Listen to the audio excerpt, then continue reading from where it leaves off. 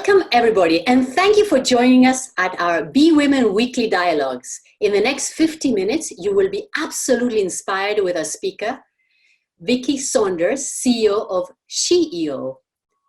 For the last 10 years, she's done amazing things. This talk is about investing in women businesses that are also creating amazing stuff. Actually, I'm a personal investor or activator, as they call. You see, the magic of SheEO is that it's an innovative business model that is disrupting the banking industry. You will see that, like microfinance. I promise in the next 50 minutes, you will be blown away.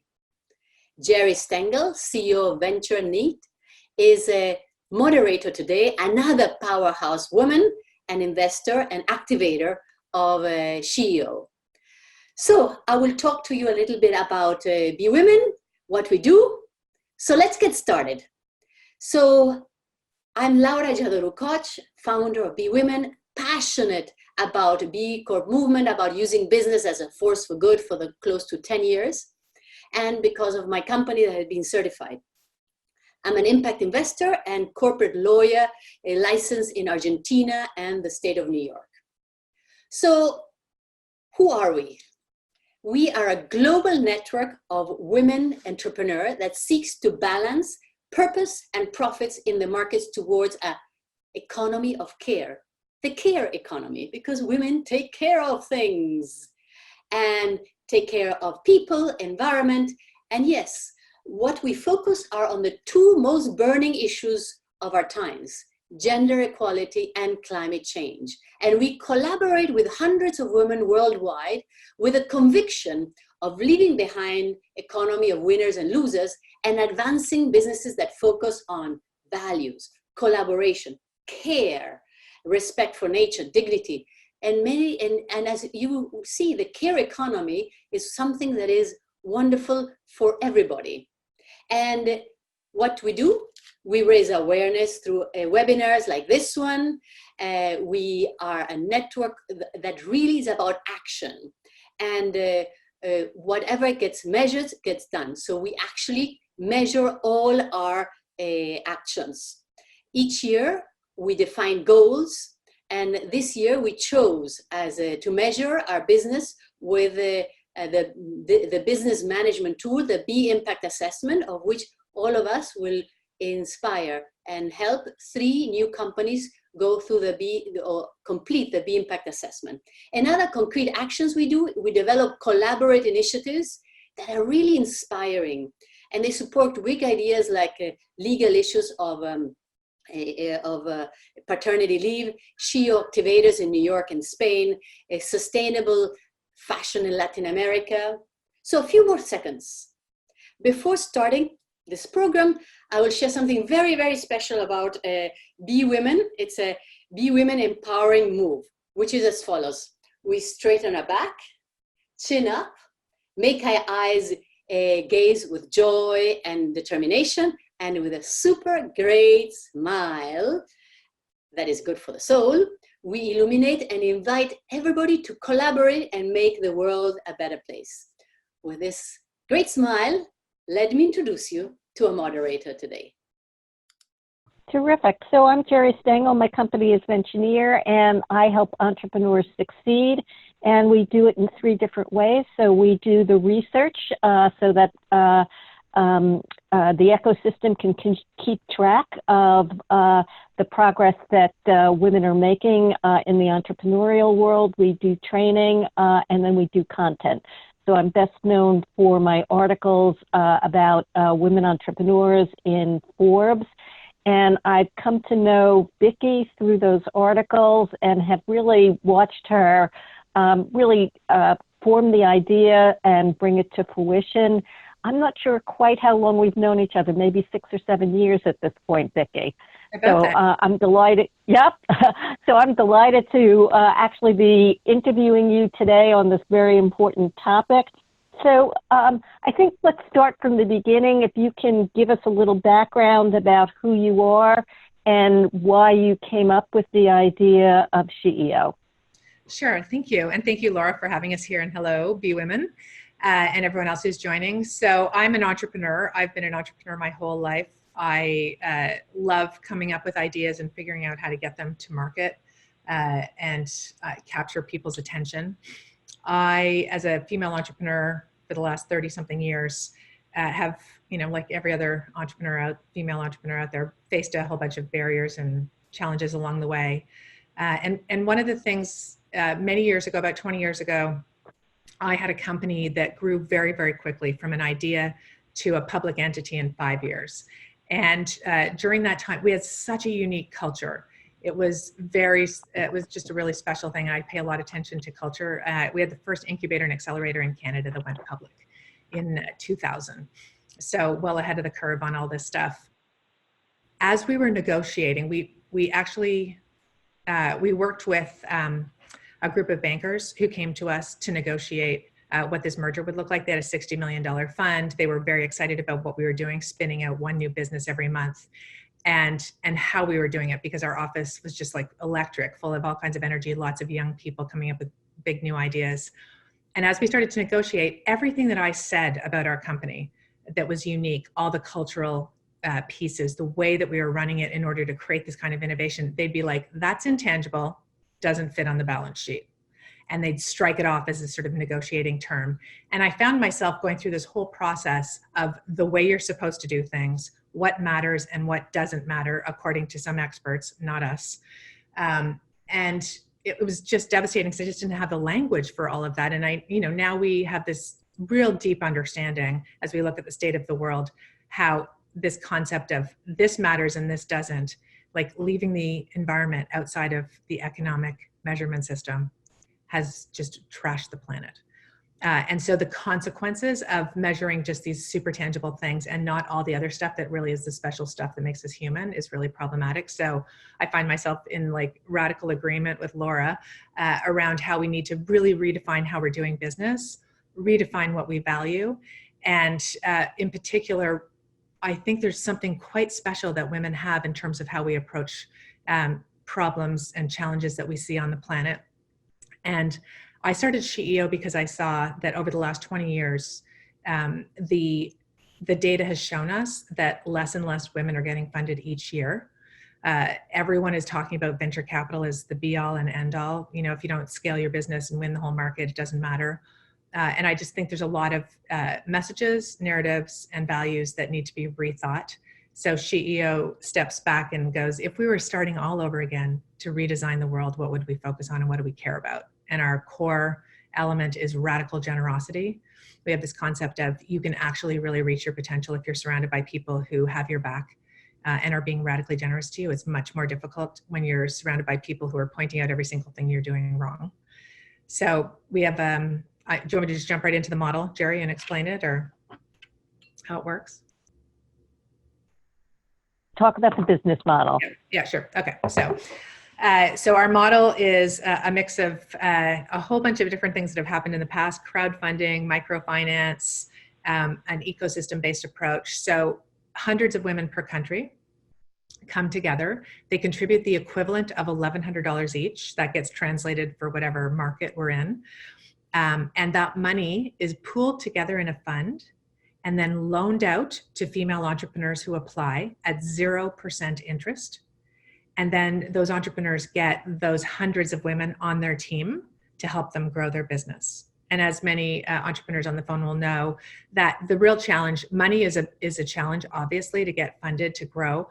But all of these other intangibles, the social capital that we have, our buying power as women, our networks and our expertise and our influence to make introductions, all of those things are really massive accelerants for the ventures in our community. And we have criteria for the kinds of ventures we fund. They have to be revenue generating. So somewhere between $50,000 and $2 million, again, translated for whatever market you're in. Majority woman owned, woman led, and working on what we call the world's to-do list. So purposeful businesses that are creating a better world.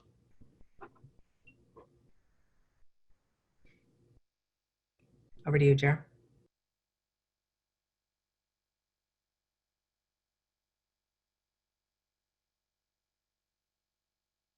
Unmute myself.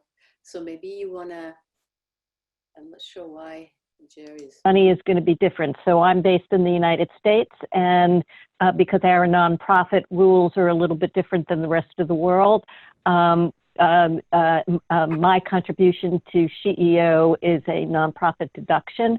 Can you talk about how hard it was to overcome the regulatory challenges in the 5 countries that you're in? And mention the 5 countries as well. Sure. Yeah. So we started this idea in Canada, and we're in a not-for-profit structure. There's no charitable contribution possible with this because we're loaning money to for-profit companies. And that's the structure we have in every country in the world except for the US, which is very special because the US has really advanced charitable laws to allow you to get a tax receipt and also for this money to be loaned out to for-profit social enterprises. But no other countries are really up to date on that. So I had no idea how hard this would be to get just a simple idea. Women are going to contribute a bunch of money into a pot, and then we're going to loan it out at 0% interest. The entrepreneurs will pay it back into the fund, and we'll keep loaning it out and build these perpetual funds in every country. And it's, every time I turned around, there was like another roadblock. And I'm like, not only is it hard to get money to women entrepreneurs, but when you come up with a solution, you can't even fit it in the regulatory system. One of the real unique things is this 0% interest loan doesn't actually constitute the definition of doing business in other countries because there's no profit-making activity. So we've been able to just open foreign currency accounts off our Canadian not-for-profit to roll this out around the world, which is awesome. But I just wanted to sort of step back around some of the things that I see, because we've funded so far, we have about 5,000 activators, the women who contribute capital into our network at SheEO, and we've funded 53 ventures to date in Canada, the US, New Zealand, Australia, and we just started in the UK, and we have 70 countries in a lineup asking us to replicate this model. So if you're not from one of those countries, please let us know if you're interested, because we do follow the energy around that. But this idea of, we've funded all kinds of really interesting, innovative ventures who are coming up with new models and new mindsets. And a lot of the business elements that they have, which are very unique with strong social impact, don't fit within the traditional measurement structures or traditional regulations. I mean, we see B Corp emerging over the last 20 years because of that need to really bake in the social impact that a company has, so that if it is taken over or merged with something else, it doesn't lose those key elements, which I think is absolutely brilliant. And I'm very hopeful that we have just a wave of B Corps coming across the world and other organizations like this that are very, very focused on doing good and making money at the same time. And it's also just a real challenge. I mean, we have some ventures who are very committed to paying a living wage to their production staff, for example. And as one of them was going out to get more capital, one of the things that she found is, in traditional VC has a playbook, which is, make as much money as you can. And this company has great growth potential, but the investors are like, you're paying too much. You could pay $11 an hour to your production staff instead of 21. That $10 is my $10, says the investor, because that's the traditional way of investing.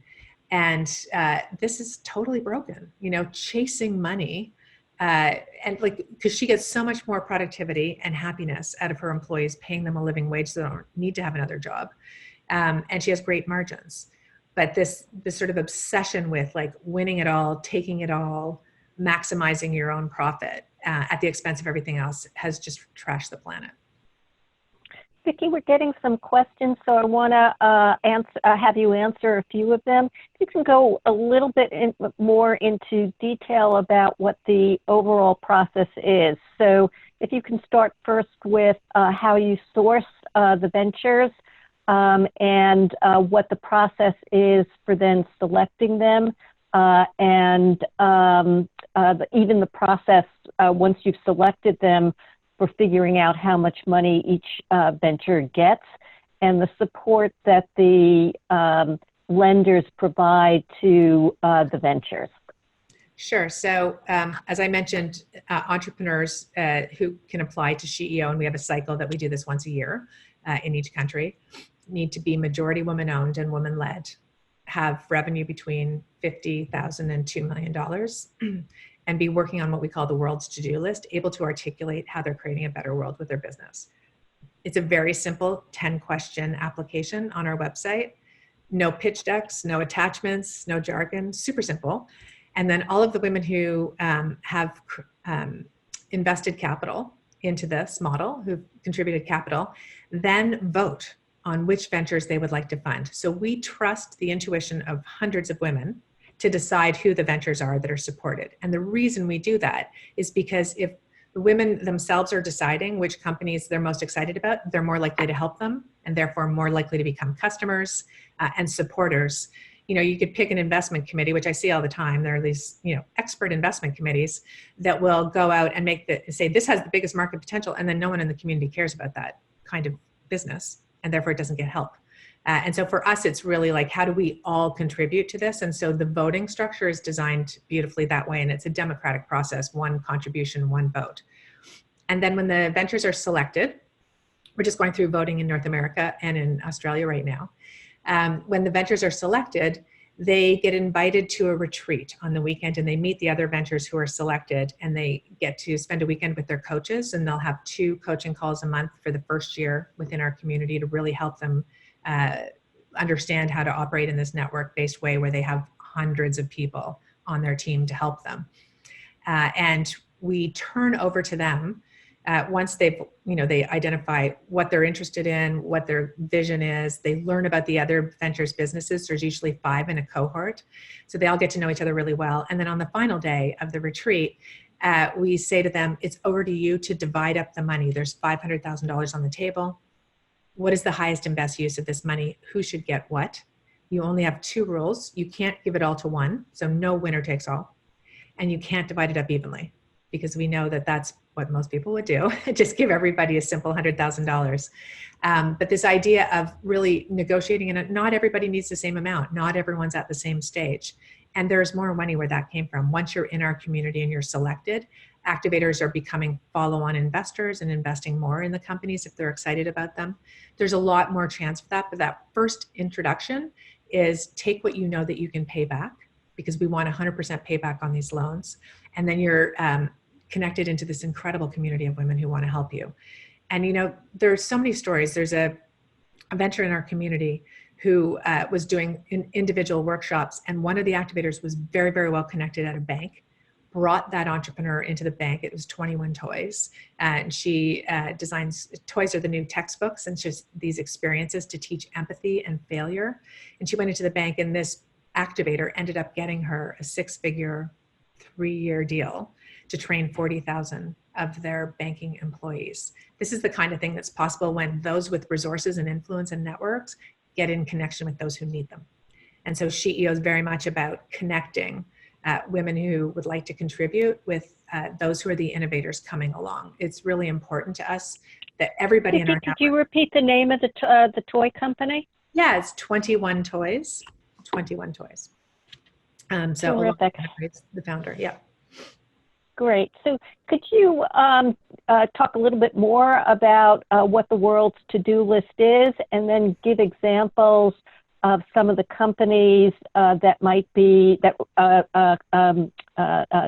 are getting funding and how they're benefiting from the additional support of the activators? I know you just spoke a little bit about 21 Toys, but there are lots of other examples as well.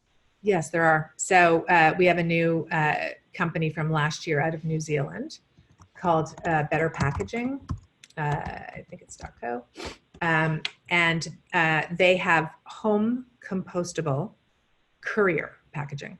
And if you just think of Amazon, Shopify, all of that packaging that goes out across the world that gets thrown into landfills, it's the first home compostable courier packaging company in the world. And if you look at their Instagram, it's amazing that people are literally taking pictures of their packaging because they have really fun branding and co-branding available. And so this was created by 2 women in New Zealand who are taking over the world with this, which is just so incredibly exciting. And one of the amazing things about our network is that we have these kinds of ventures that are, in a faraway place. New Zealand is not at the center of the universe, although it seems like a great place to be these days, where they need access to markets. That's really critical for them. They are not at the epicenter. They're not sitting in New York or London or in Taiwan. And so part of this interesting issue is in our network, when they were selected, we did a webinar with them. And one of our activators from Canada heard their story and was so excited about it and ended up talking to her husband at a dinner table about this company that has compostable courier packaging. And he says, oh, well, we really need that at our company. And so she sends a note to this entrepreneur, Rebecca Perkaski in New Zealand, saying, hey, my husband would like to talk to you. He's the CTO at Shopify. Would you be interested? And she's like, oh, how cool. God, this network is amazing. How do I, how would she ever have made that connection? And that's the kind of magic that starts to happen is, sometimes when you have an innovation and you're not really plugged in on the planet, this ease of this network-based approach is you get selected by women in your country, we elevate and amplify that story to our community, and you almost literally get pulled to other markets and connected in through that network effect versus having to go through sort of the traditional channels, which are, there's lots of bias baked into supply chains and other elements. And this way I think one other story that I just love is this company called Abigo, which has breathable food wrap. She created this whole space. When she was going out for funding, most of the people who were writing checks were not us. And they'd be like, you're going to take on saran wrap? Like, good luck with that. And every woman you mentioned, like, this is wrap that you put over an avocado and it stays green for 4 days. You wrap lemons and they last for 10 days. Your herbs last 14 days wrapped in this. It's like putting a coating back on, it's like putting the rind back on fruit. And because she had this insight that food is meant to breathe, not be cut off by plastic, toxic, no air, because food starts to die. And every woman on the network is like, oh my God, this is amazing. And it just took off across the world because we were so excited about it, as opposed to stepping back and thinking through that traditional lens of, how are you going to take on your competitor? So I have started to see the sort of like viral excitement of when an idea is picked up in our network and hundreds of women get behind it, it really gets spread much more quickly in this kind of environment. Can you repeat the name of the wrap? Yeah, abigo.com. I just put it into the chat notes. ABEEG.com. Terrific. Talk a little bit. So one question that we've received from the audience is about failure. And I'm going to reframe it because I don't see anything that you've done yet where you've failed. I've seen you reach a hurdle and overcome it. Can you talk about the hurdles that you've faced along the way of getting SheEO up and bringing interest around the world to the concept and what you see moving forward for SheEO? Oh, thank you. Yeah, I don't love the word failure either. I don't know why, but because I always sort of joke about the fact that I could write a book about my life and go, from the front cover, everything was amazing. Here's how I succeeded. And then turn the book over the other way and everything was a failure. Because I don't really think I can write it from either lens. I haven't reached any of my goals yet. There are certain things with SheEO that we set a bar and we didn't hit that bar. And I am very much aware of, like, you can look at that and go, that's a failure. But like, this is a whole new idea that's coming out into the world. It's surprising to me and to most people that are like very involved in growing this in each community, how hard it is to activate women in their capital. Even that $1,100 contribution in the US where you get a tax receipt, in other countries where you don't, that number is a barrier for lots of people. People who have lots of capital still question whether they can put money in. And I did not anticipate how challenging that would be. It's a really interesting piece, but now I really understand that that's the work. We are not used to using our capital to support one another. There's a almost religion around getting a return on our capital, a financial return, like how do I get my money back? How much of a return am I going to make? Versus understanding that our capital is meant to be in flow and not held and accumulated so closely, because it's not creating a better world that way. And do we really want to live in this world where everyone's living in gated communities? So that a large sort of undertone to a lot of this stuff is recalibrating all the time around, hey, we think this is going to happen. We think this is our timeline. It doesn't happen. Step back, look at what did we do? What's this about? How, what's going on underneath the surface? Do we need to change our goals? What are we noticing about the blocks that are out there? What do we need to do about it? Is it a timing thing? Like, I just have a million questions for myself all the time around where we're going, what is the right pace. And, one thing we've learned is you can only grow at the speed of trust in a deep relationship-based environment and community that we're creating at SheEO. And the other interesting thing I heard recently around getting new ideas off the ground, people say, so we have a goal of getting to 1 million women in $1 billion fund, which would fund 10,000 entrepreneurs a year. We are at about 5,500 activators right now. And a friend of mine wrote on LinkedIn, who's built some big global movements, it feels like it takes forever to get to 1%, which would be 10,000. And then from 1% to 5%, feels like you're on the edge of a sneeze. And then from 5% on, it just totally takes off with new ideas. And so that to me was really helpful to understand, because people that are sort of not as engaged with SheEO, they're activators, but they're watching more than they're like deeply in there, say, wow, this is growing so fast. In 5 years, you're in 5 countries. It's amazing to see all this growth. And people that are super activators in each country working on building it are like, oh my God, this is so hard. Is it so hard everywhere? So I've been really perplexed by that as well. How it appears to some versus to others, and what is the right pace. So I'm, in a constant state, as Deepak says, of lucid confusion. I'm not sure exactly the way this is supposed to be going, but, we continue to do our best every day. Show up and know that this is so desperately needed, a new way of funding women on their own terms, and all of us feeling like we can contribute to each other's success. Absolutely. Can you talk a little bit about trust? So one of the issues, I'm sure, is you're a new brand. People don't know you. How are you building trust in the ecosystem so that women feel comfortable being activators as well as applying to be ventures? Yeah, so on the venture side, this has been a not as hard, I don't think. We are the real deal. We show up and help you on your own terms. We're not, we don't take equity in your company. It's a 0% interest loan, and then you get hundreds of women on your team to help you.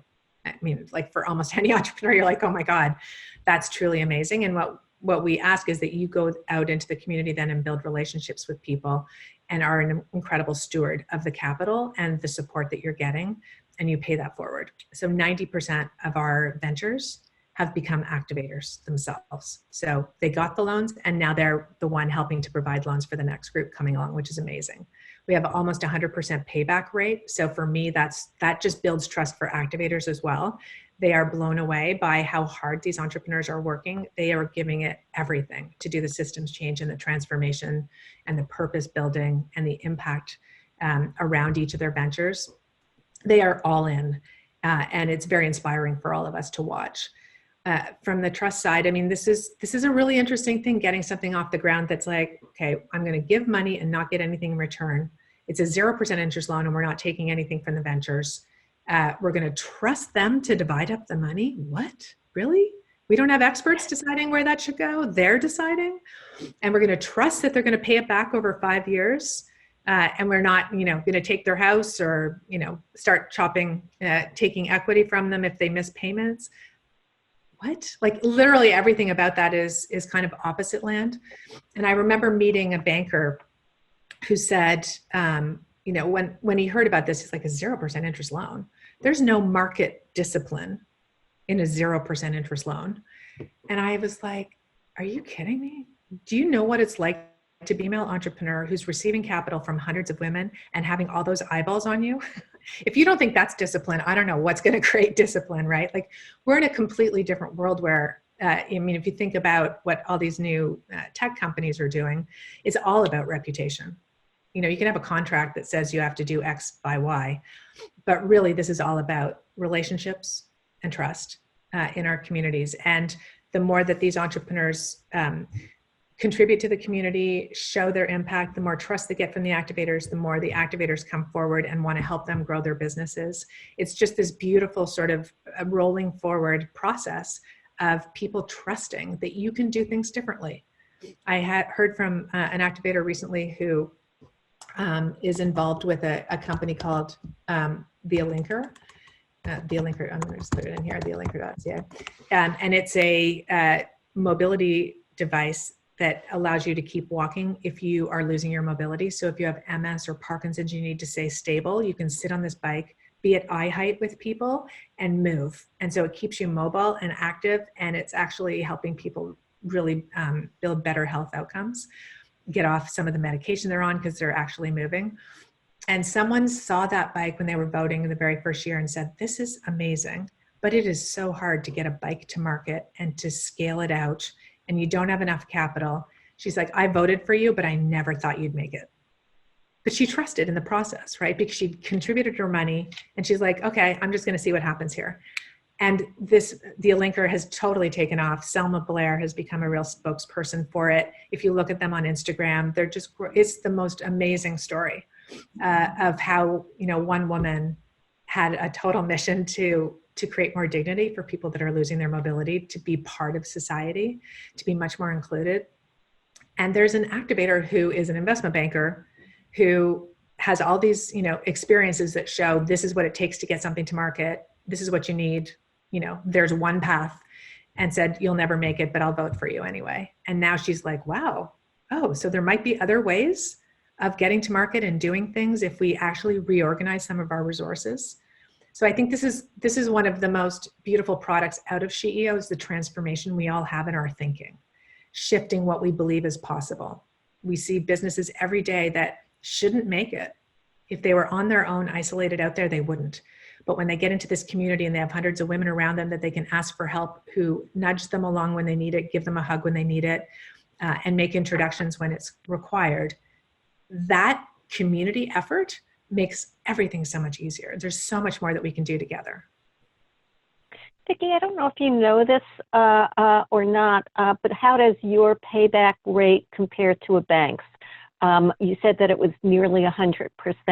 Yeah. Do you have a sense of what the payback rate for a traditional bank would be? I was just going to say, Geri, you must know those statistics. I'm not sure I do. So I know that near 100% is way higher than a traditional bank, and I know overall that microfinance does better than traditional banks.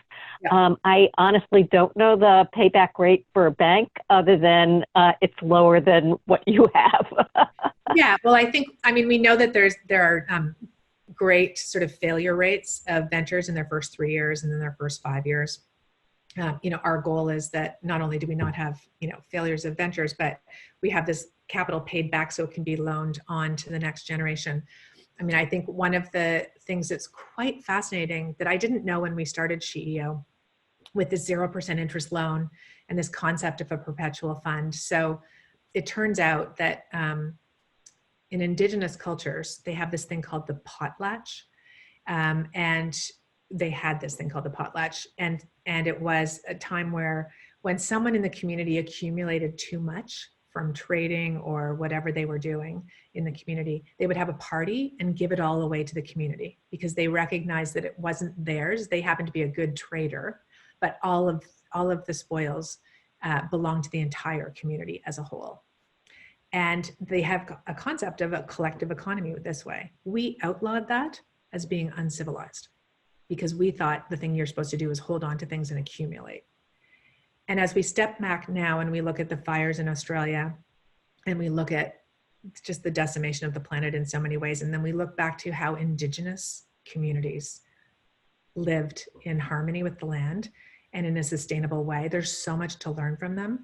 And so this concept that we have of capital is loaned out to someone who needs it right now. They pay it back and it goes into the pool and then out to someone else who needs it. And it's constantly flowing.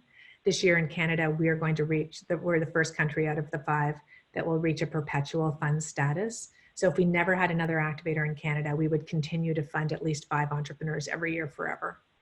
And so this idea of your one-time contribution just keeps flowing forward so that it can be used by more and more people. And then that relationship is extended.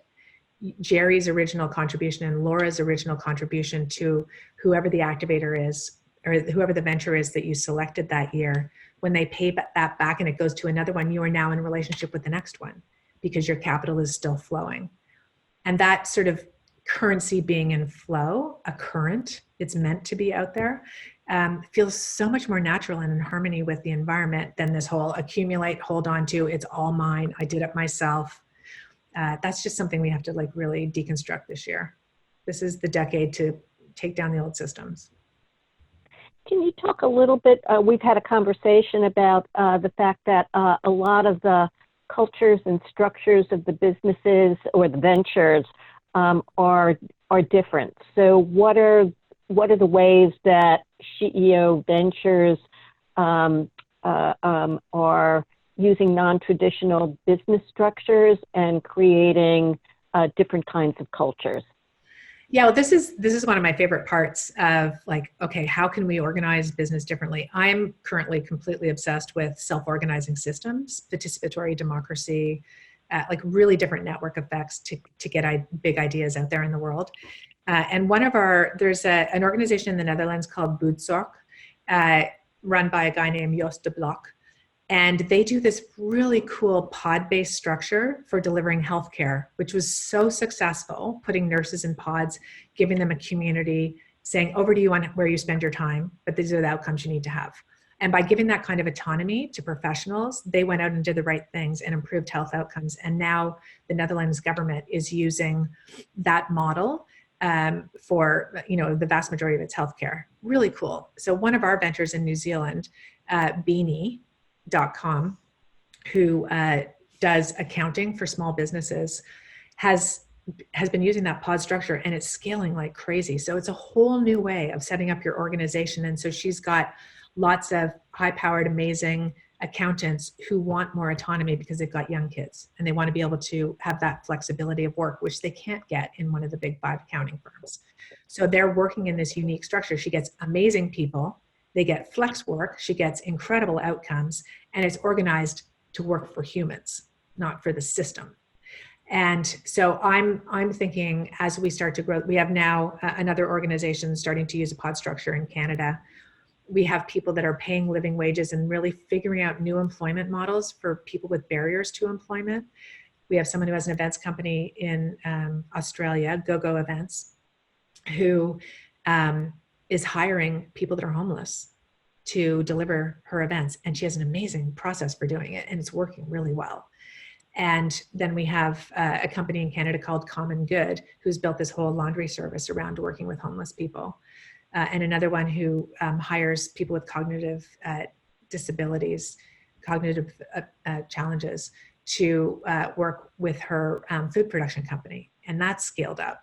So it's really interesting to see a lot of experimentation around living wage, flex work, barrier to employment, new structures that allow you to scale more quickly. When we talk about with the kinds of companies we're interested in, we're in new models, new mindsets, because we have to start thinking really differently about business, and then new solutions that create a better world. So I feel like women have such a competitive advantage because we have not been the norm. We're not like the way you're supposed to be leading. And I think that fresh perspective will really allow us to reinvent a lot of the systems and structures that haven't been working for most of us. Is there any one country that's doing it more differently than, or more innovatively than any other country? I don't know differently or innovatively. Just to like toot the horn for New Zealand again, they had 441 activators in their first year, which is the equivalent of 8,000 activators in the US compared to their population. They're just, as Teresa, who's our country lead there, says, New Zealand women are radically generous. Like, that's who we are. They're very used to, being on an island, coming together as a community, quite sustainable. And then this access to markets component that we add into it for their ventures to expand to other countries is a really powerful mix. But no, I think everywhere we go, there are thousands of amazing ventures out there that women are leading that have great new ideas that we need to get capital into them so that we can experiment and see where these ideas can go, because everything's on fire and we need to like get going on this. Absolutely. So a lot of the companies that SheEO is funding are doing extremely well, and they're actually needing more money to grow even more. Can you talk about some of the things that SheEO may do in the future in terms of funding those women? Yeah. So right now it's an $1,100 contribution that you make, and it's a gift as an activator. A lot of activators, as they watch the venture start to grow and need more capital, are like, can I invest? I love her. She's amazing what she's doing. I'd like to be part of that. And so we've said, of course, I mean, the ventures give first right of refusal to activators in the network because they help them get off the ground. And we've been doing sort of sidebar deals. If an activator is excited about a venture, they get in touch. And if they're looking for more money, they do an investment deal that way. But now we have so much growth capital required, and we're seeing a lot of fairly predatory term sheets. We see a lot of problems with follow-on funding for female founders. Many female founders get removed as their company starts to grow. Big money comes in, says we're going to put in someone who knows what they're doing, and we see a lot of female founders taken out. It's epic. It's everywhere. It's a really big challenge. And so we want to protect female founders to make sure they stay in as the founder and as the CEO if they want to, because we want to show scaled up companies run by women doing things differently. It's extremely important that that happens. So we are going to be launching a follow-on fund globally so that anyone who's in the community who would like to be an investor can put it into a pool or go direct to the companies that they're most interested in as they go forward. So this will be a separate company with a separate investment committee as part of it, but it'll be a very democratized. We're trying to get it down to a $5,000 minimum investment, which would be amazing, something where many more people can participate. We don't want to be part of the problem of just people with capital make more capital. That gross sort of inequality that's growing is so problematic. When I started SheEO, 85 people had the same wealth as half the planet, and now 5 people do. I mean, it's like, we do not want to be part of any gap widening challenge. So this democratized process that we have is really important to us. Let's talk a little bit about the activators. Do you have a sense as to why they became an activator, and what percentage of them reinvest year in and year out? So we have activators who are range in age from 14 to 95. So there's lots of reasons why people come. So we have mothers, daughters, and grandmothers participating. Voting at SheEO is one of the most favorite things, and a lot of moms want their daughters to experience that, because it's very easy to read through these applications of 10 questions, and you get to sort of see what are the kinds of things that women are doing in the world, because these stories are not told in magazines. We're not on TV shows. Like, these are just great stories that are starting to scale up. And so it's a really educational experience and very inspiring to see what people are doing. And so some come for the learning and for the understanding of what it means to be an entrepreneur and how you can help. Others come because they have lots of connections and maybe some domain expertise to help businesses grow, and they want to contribute that. Others are very concerned about the state of the world and see this as an opportunity to really shift systems by getting capital to people with great ideas that can actually really transform our society. And others are here because they want to be in a network of other radically generous women to help grow their business as well. So we have, a real mix of things, but I do want to sort of highlight that everybody has something to give, whether you become a customer of this, whether you help retweet or you amplify this story to your friends about these kinds of businesses. We all have something that we can contribute, and it's taken a while for people to believe that. A lot of like, I wouldn't know how to vote and how to pick companies. I'm like, you do it every day when you go shopping. We all do. Like, we create the economy. However we're spending our money, that creates the economy. And so we really do want to scale up incredible business alternatives to some of the more predatory, damaging companies that we have out there that are just maximizing profits at the expense of everything else. Can you talk a little bit about the future, meaning how do I want to put this? So how do you build momentum and go into another country? How do you make that decision? Are there other countries that have expressed an interest that may be coming on board in the next year or two? Yeah, so we've had about 70 countries reach out from around the world saying they'd like to replicate this model. And what we've done is we go to countries where there's just a lot of local energy, and we think that they'll be able to get to about 500 activators to kick off their first year, and that there's a commitment over 5 years to get to that perpetual fund. So it's very much driven by individuals reaching out who have lots of social capital, who think they can make this happen. Again, it's like a follow the energy. We don't go, we're going to these 5 countries next year and push it out in the old way that you would do that. It's very much who doesn't ever stop emailing us. It's kind of where we go next. They're, very persistent, well-organized, diverse group of people from a country who have really strong social networks who can make this happen. I wanted to just go to a question that I saw here around Davos shifting its focus from shareholder value to stakeholder value. Hurrah! May that happen. I think it's just absolutely crazy that everything's about the investor and focusing on the investor like money is everything. So I'm very excited about the fact that we're really starting to think more about who are all the people that will be impacted by this company and how are we designing to make sure that they're benefited by it.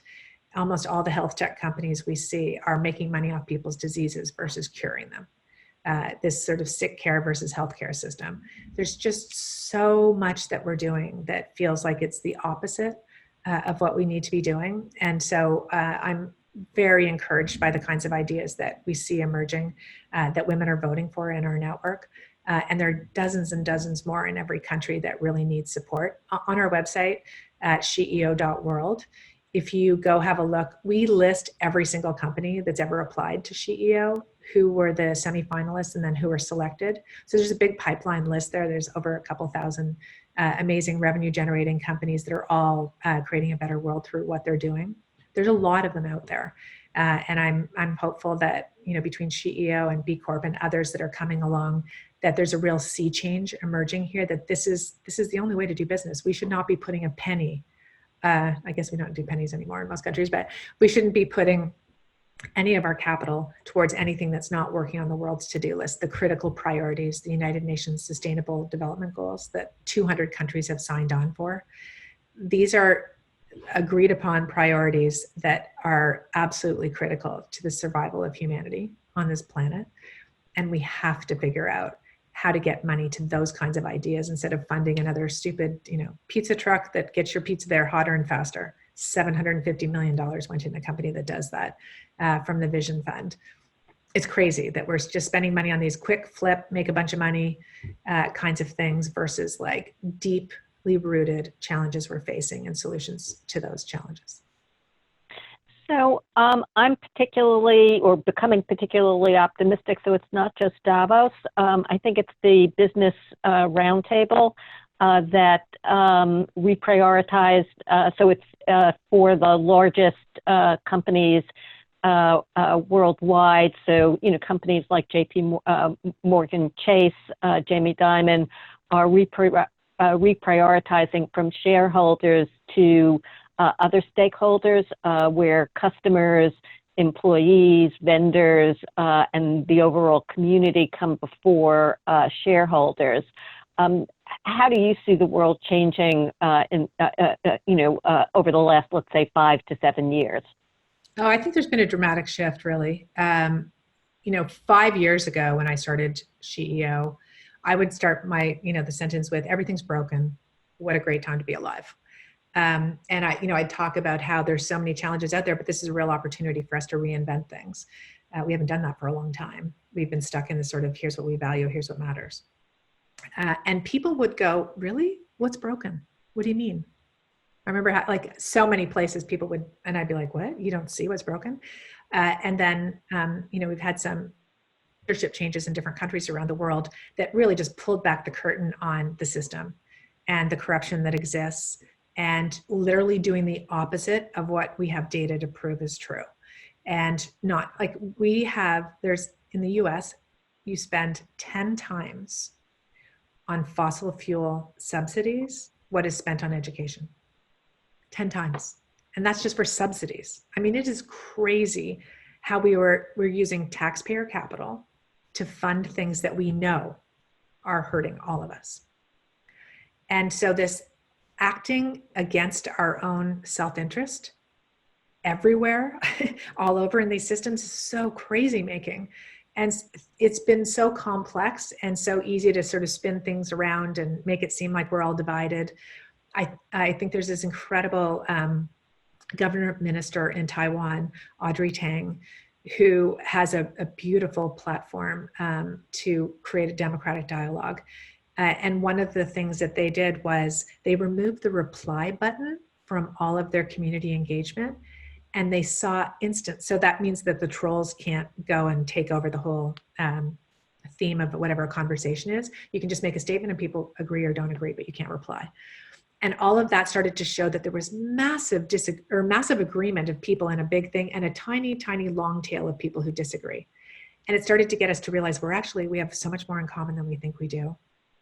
And when we come together to really, solve these major challenges that we're facing, we have a lot more political will than we think we do. But it's all this entertainment of like left versus right.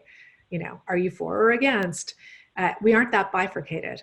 And so I think there's just this massive, massive opportunity to shift this, but none of it's going to happen without citizens getting in the streets. I think unless each of us push these systems, they will not change. But if we do, it will start to change. And I'm quite excited about the climate strikes that are happening, the Friday protests that are starting to happen in the US, what's happening in Chile, like everywhere around the world, citizens are rising up to say, no, this isn't good enough. We can do better.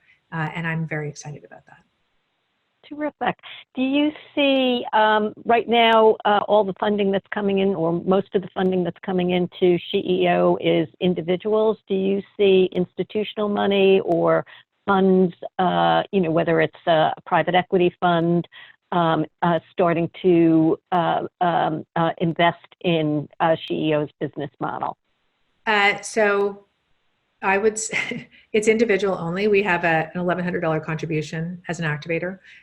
In our fund, there is a lot of interest because we have an amazing, we have one of the most coveted pipelines out there of incredible ventures that are coming along, that are scaling, that are vetted by women with huge communities of women helping them.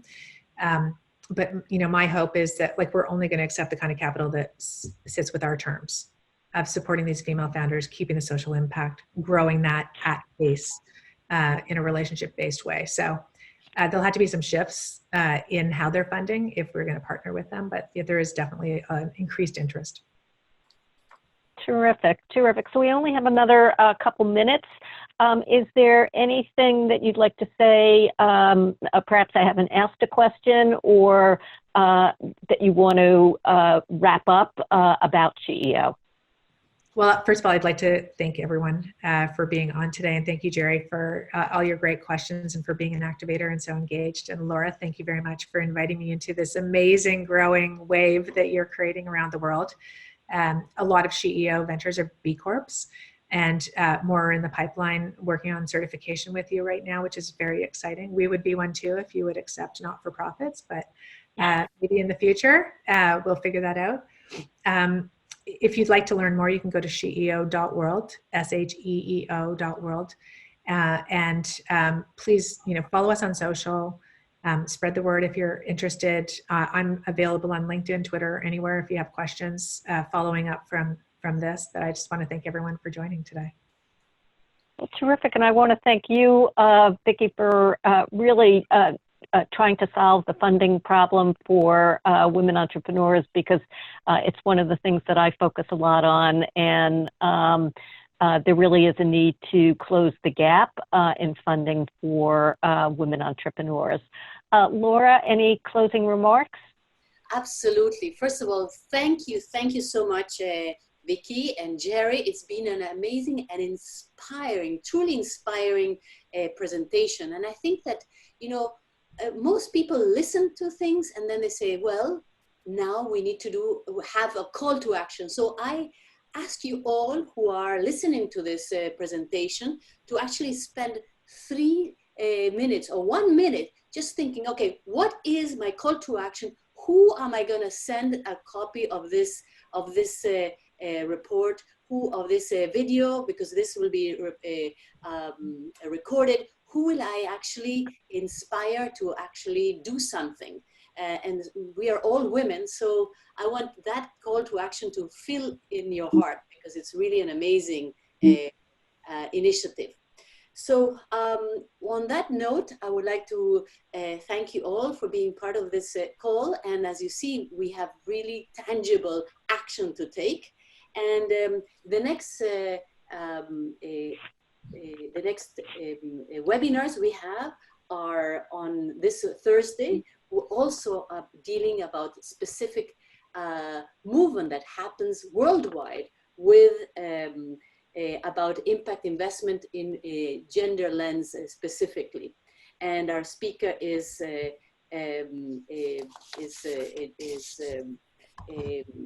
Suzanne Beagle of Catalyst at Large.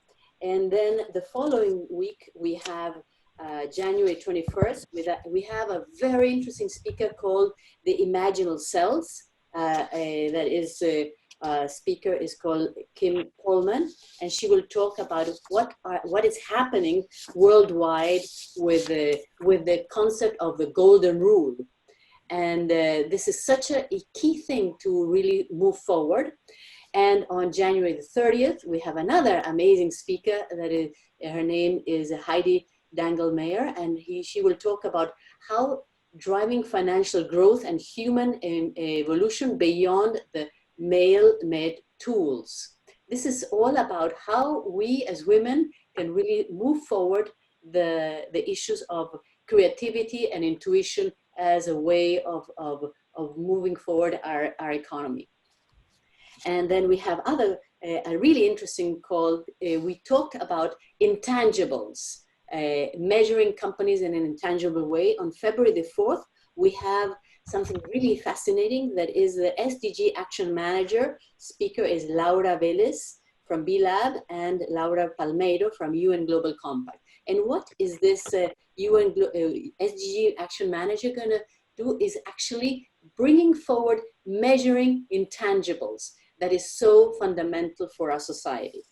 And we will have other calls about bias, unconscious bias, and so forth. So please go to our website and you will find all these different speaking engagements in the next few days. So thank you very much. And this call will be definitely recorded and for all our speakers, okay? Thank you very much, everybody, and we will see you very soon. Bye-bye. Everyone. Thank you. Bye-bye.